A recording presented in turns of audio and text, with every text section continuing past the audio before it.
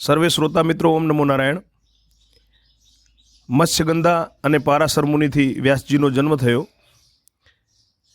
એક દિવસ પારાશર મુનિ તીર્થયાત્રા કરવા નીકળ્યા। તે મહાન તપસ્વી કાલિંદ્રી નદીના દિવ્ય તટ પર આવ્યા। આ સમયે એક નાવિક ભોજન કરતો હતો। તેને તે મહાત્મા કહેવા લાગ્યા કે મને તું કાલિંદ્રી નદીના સામા કિનારે તારી નાવ દ્વારા લઈ જા। એ દાસ આ મુનિના વચન સાંભળી અને નદીના કિનારા ઉપર જમતો હતો।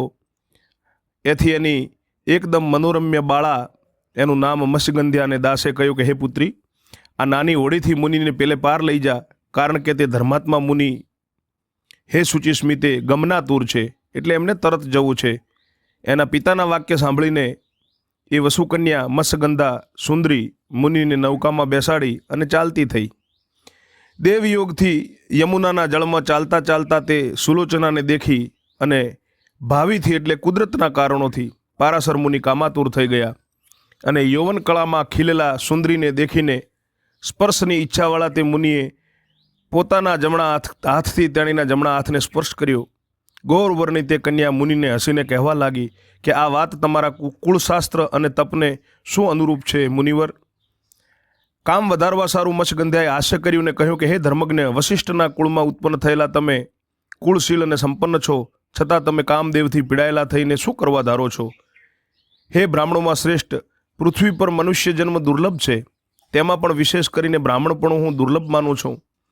હું દ્વિજોત્તમ કુળશીલ શાસ્ત્રથી જોતા તમે ખરેખર ધર્માત્મા જણાવો છો, છતાં હે વિપ્રેન્દ્ર, મને મત્સ્યગંધાને દેખીને કેમ અનાર્ય ભાવને પ્રાપ્ત થયા છો? મારા શરીરમાં શું શુભ દેખીને તમે સ્પર્શ કરવાને આવો છો? તમે કામાતુર થઈને સમીપમાં આવો છો, પણ સ્વધર્મને તમે કેમ જાણતા નથી? ફરીથી મનમાં વિચારવા લાગી કે આ બ્રાહ્મણ શૃંગાર રસમાં લીન થઈ સ્તબ્ધ બુદ્ધિવાળો મારો સ્પર્શ કરવાની ઈચ્છા કરે છે અને કામદેવથી તેનું મન ઘણું વ્યાકુળ થયું છે। આનું કારણ આ સમયે કોઈ નિવારણ કરી શકે તેમ છે। શ્રાપના ભયથી કન્યાએ આ પ્રકારનો વિચાર કર્યો। આમ વિચાર કરી તે બાળા મહામુનિ પ્રત્યે કહેવા લાગી કે હે મહાભાગ, ધૈર્ય ધરો, આપને પાર તો પહોંચાડો, પછી જે ઈચ્છા હોય તે કરજો। એના હિતકારી વચન સાંભળીને વ્યાકુળ થઈ મુનિએ હાથ છોડી દીધો અને નદીની પેલે પાર પહોંચ્યા। કિનારે પહોંચ્યા પછી કામાતુર મુનિએ પાછી મત્સ્યગંધાને પકડી તે કન્યા ધ્રુજતી પાસે ઊભેલા મુનિને કહેવા લાગી કે હે મુનિ શ્રેષ્ઠ, મારામાં માછલીની ગંધ છે, એથી તમને શંકા કેમ નથી થતી? કારણ કે સમાન રૂપવાળીઓનો જ સંયોગ સુખકારક છે। તેના શબ્દો સાંભળતા જ મુનિએ તેને ક્ષણ માત્રમાં યોજન ગંધા કરી દીધી, એટલે કે તેની એક યોજનો સુધી કસ્તુરી જેવી સુવાસ જાય।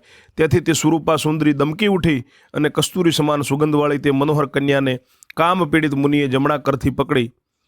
ત્યારે સત્યવતી કર સ્પર્શ કરતા જ મુનિને કહેવા લાગી કે હે મુનિ, આવતા જતા લોકો તથા આ કિનારા ઉપર સ્થિત મારા પિતા પણ આ ચેષ્ટા દેખે। આ તો પશુનો ધર્મ મને ઠીક લાગતો નથી, કારણ કે તે દારૂણ છે। માટે હે મુનિ, રાત્રિ સમય સુધી કાળની પ્રતીક્ષા કરો અને મનુષ્યોને આ કર્મમાં રાત્રિ જ કહી છે, દિવસ નહીં। દિવસે સંગ કરવાથી મહાન દોષ છે અને આ સઘળા પ્રાણી પણ દેખે છે। હે મહાબુદ્ધિ, આ લોક નિંદા દુરાસત છે, માટે કામનાનો ત્યાગ કરો। એના આવા વાક્યો સાંભળી અને ઉદાર બુદ્ધિવાળા મુનિએ પોતાના પુણ્યના પ્રભાવથી એક નિહાર કુહરની કલ્પના કરી, એટલે નિહાર થઈ ગયો। જેમ રાત્રિ થાય એવી રીતે ત્યાં બની ગયું અને આ તટ અત્યંત અંધકારથી ઘેરાઈ ગયો। ત્યારે તે કામિની મુનિને પ્રિય વચન કહેવા લાગી કે હે દ્વિશ્રેષ્ઠ, હું કન્યા છું અને આપ તો મને ભોગવીને ઈચ્છા અનુસાર ચાલ્યા જશો, પરંતુ હે બ્રાહ્મણ, મારી શું ગતિ થશે? જો આ સમયમાં હું ગર્ભવતી થઈશ તો મારા પિતાને હું શું કહીશ? આપ તો મને ભોગવીને વિદાય થશો, પરંતુ હું શું કરીશ? ત્યારે મુનિ પારાશર બોલ્યા કે હે સુંદરી, હે કાંતે, આ સમયે મારું પ્રિય કર, તું કન્યા જ બની જઈશ। હે ભામિની, તારી ઈચ્છામાં આવે તે વરદાન માગ। ત્યારે સત્યવતી બોલી છે કે હે માનવ, જે પ્રકારે મારા માતા પિતા ને કોઈ લોક મને ન જાણે ને મારું કન્યાવ્રત નષ્ટ ન થાય તેમ મને કરો। ત્યારે હે મુનિ, તમારા સમાન તેજસ્વી અદ્ભુત વીર્યવાળો મને પુત્ર થાય ને મારી આવી સુંદર ગંધ કાયમ રહે, તે મને નવો યૌવન આવ્યા કરે, તે ક્રિયા તમે કરો। ત્યારે પારાશર મુનિ બોલ્યા છે કે સાંભળ, તને ત્રિલોકીમાં વિખ્યાત વિષ્ણુના અંશરૂપી પવિત્ર પુત્ર હે સુંદર સ્ત્રી થશે।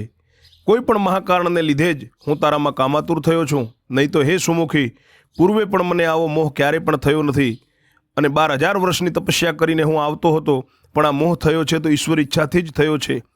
અપ્સરાઓના રૂપના દેખીને પણ હું સદા ધૈર્યવાન જ રહ્યો છું. તને જોઈને દેવ યોગે કામવશ થયો છું. તેથી દુરિત ક્રમ એવું આમાં તો દેવનું કારણ જાણ.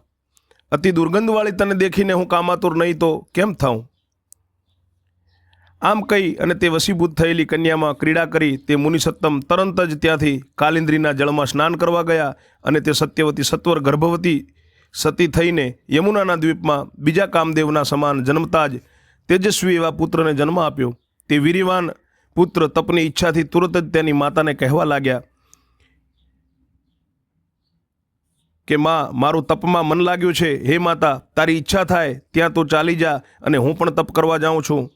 હે મારી જનની, મને જ્યારે તું યાદ કરીશ, જ્યારે સંભાળીશ, ત્યારે હું તને દર્શન આપ્યા કરીશ. હે માતા, જ્યારે તને કંઈ નજીવું પણ કામ પડે ત્યારે તારે મારી સ્મૃતિ કરવી, મને યાદ કરવો. એટલે હે માં, હું સત્વર હાજર થઈશ. તારું કલ્યાણ થાવ.